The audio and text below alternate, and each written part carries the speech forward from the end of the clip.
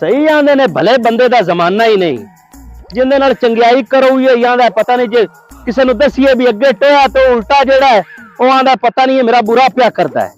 दस तो सही जे मैं हक दी गल कीती मैं इंसाफ दी गल ही कीती है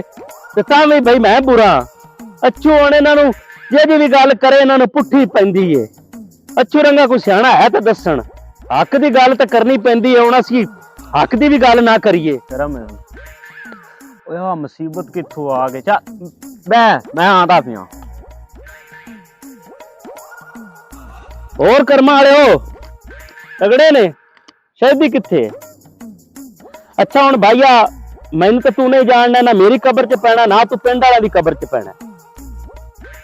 ये बंदे हुण मनदे नहीं अच्छू सियाणा इन्हां नूं जेहड़ी गल करदा है ना वो डनके दी चोट ते करदा है। हुण तू वेखना पिया भी मैं रोड़ा पाई आना तू इंसाफ करना ही हुण तू बंदा त्रिया त्रियाकड़ है तू इंसाफ करना ही पिंड वाले इंसाफ को नहीं। और मैं खैरदीन के गया घरे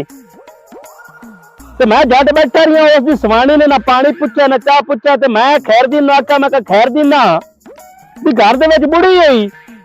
कि मैनू किन्ना जे बैठे नूं कोई चाह पानी हुंदा तू आ गए नूं आखिर संभालना पैंदा कि मेरा बस इन्हां ने आदे पेकियां नूं संभालना हुंदा तेरियां नूं कोई नहीं जानदा। ना मैं इन्नी गल कीती ते खैरदीन ने ओनू जाके आख्या ही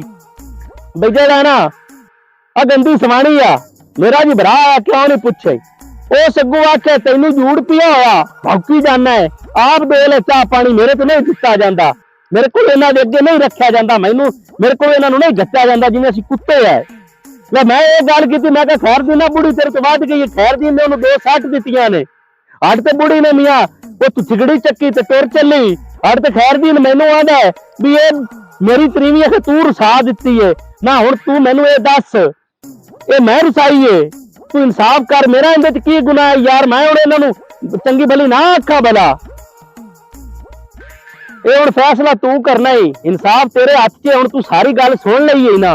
अच्छू जे बैठा कोई चाह पानी दा करिए ते भाई अगे चाह पानी दा तां रोड़ा चाह पानी पीना है होर की है।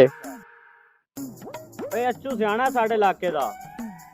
ये साहब कौन है ते ए बोला है